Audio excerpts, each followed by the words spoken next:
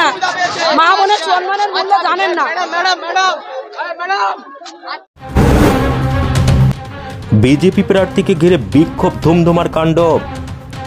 বসিরহাটের মাটিয়া থানার রাজেন্দ্রপুর গ্রাম পঞ্চায়েতের খড়িয়াডাঙ্গায় বিজেপির প্রার্থী রেখা পাত্রকে ঘিরে বিক্ষোভ। উত্তপ্ত রাজেন্দ্রপুর গ্রাম পঞ্চায়েতের খড়িয়াডাঙ্গা। মাটিয়া থানার সামনে টাকি রোডের উপর রাস্তার উপর টায়ার জ্বালিয়ে বিক্ষোভ নেতা কর্মীদের। আসলে কি হয়েছিল খড়িয়াডাঙ্গায়, চলুন শুনি। ঘটনার সূত্রপাত বিজেপির দেওয়াল লিখনে কালি ঠেলে দেওয়া নিয়ে অভিযোগ ছিল তৃণমূলের বিরুদ্ধে। আসলে কি ঘটেছে চলুন শুনি, গ্রামবাসীরা ঠিক কি বলছেন। ওদের ঘরের কেস, শুধুমাত্র ওদের নোংরামের জন্য ঢাকার জন্য আমরা প্রতিবাদ করেছিলাম। তার ফলে আজকে আমাদের নামে এসব কিছু নয়, ওদের মিজাবুর সাথে নোংরামা করছিল। ওই জুটি কায়দাস নোংরামা করছিল।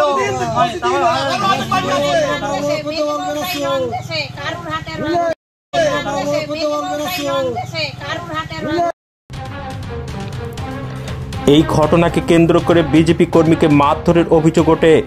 হাসপাতালে ভর্তি ছিলেন কালিদাস বাছার নামে ওই বিজেপি কর্মী। তাকে হাসপাতালেও দেখতে যান বিজেপি প্রার্থী রেখা পাত্র। চলুন শুনি গ্রামবাসীরা কি বলছেন। ঘটনাটা হচ্ছে সর্বৈধ মিথ্যা।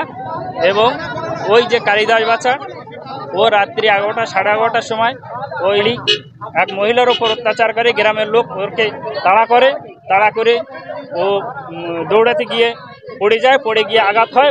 ওইটা রাজনৈতিক জানে।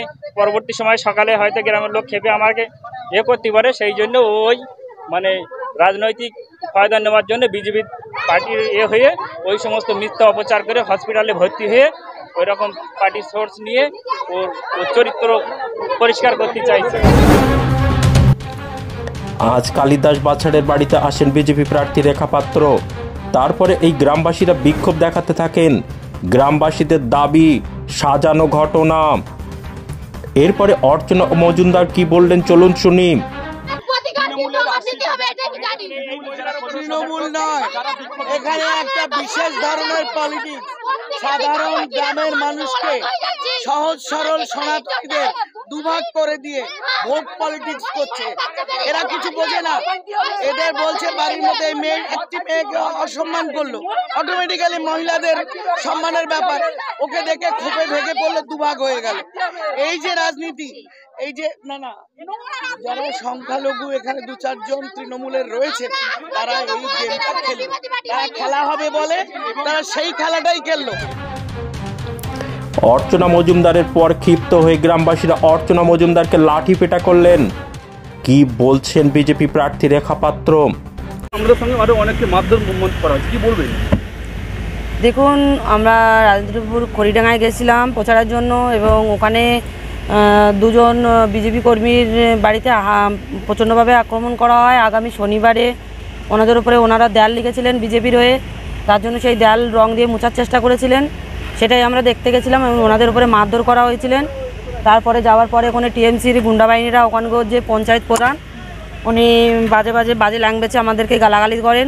তবু আমরা কিছু বলি না, যেহেতু আমরা জানি এটা টিএমসির এটা করণীয়, টিএমসি প্রত্যেকটা জায়গায় এটা করে।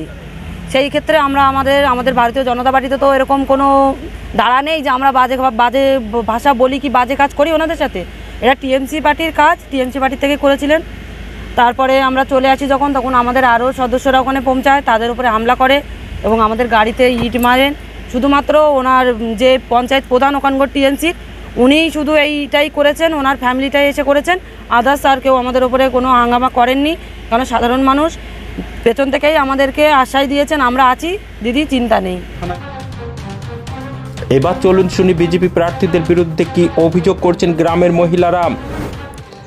এখানে রেখা পাত্র আসলো, এসে উনি বেরিয়ে আসছেন এবং উনি সঙ্গে করে যে ছেলেটাকে নিয়ে এসছেন, এসে আমাদের গ্রামের মহিলাদের গায়ে হাত দিয়ে মহিলার ব্লাউজ ছিঁড়ে নিয়ে শাড়ি ছিঁড়ে নিয়ে ধরে রেখা পাত্রের সঙ্গে পালিয়ে গেল। রেখা পাত্র তাকে গাড়িতে তুলে নিয়ে চলে গেল। হ্যাঁ, রেখা পাত্র গাড়িতে নিয়েই চলে গেল। আমরা তাকে ধরার চেষ্টা করেছিলাম, রেখা পাত্র তাড়াতাড়ি গাড়িতে করে তুলে নিয়ে বেরিয়ে গেল। আপনারা কি চান? আপনারা আমরা সঠিক বিচার চাই। হ্যাঁ, রেখা পাত্র তাকে সুযোগ দিয়েছে, রেখা পাত্র তাকে তুলে নিয়ে গেছে। রেখা পাত্র নিজেই বলছে আমি কি খুলে দেখাবো, তার উনিকে সন্দেশখালীটা এখানে বানিয়ে দিয়ে গেল, খড়িডাঙ্গাটা সন্দেশখালী বানিয়ে দিয়ে গেল। আমরা সঠিক বিচার চাই। কেন মেয়ে ছেলের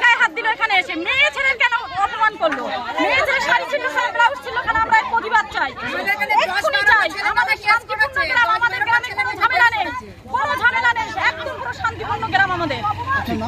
দেবশ্রী বাজার। আসলে সত্য কে বলছে প্রশ্ন থেকেই গেল। এমএস নিউজ বাংলা চ্যানেলের পরবর্তী খবর সবার আগে পেতে ইউটিউবে চ্যানেলটি সাবস্ক্রাইব করুন, ফেসবুক পেজ ফলো করুন, ফলো বাটন ক্লিক করুন, সেই সঙ্গে খবরটি ফেসবুকে প্রচুর শেয়ার করুন।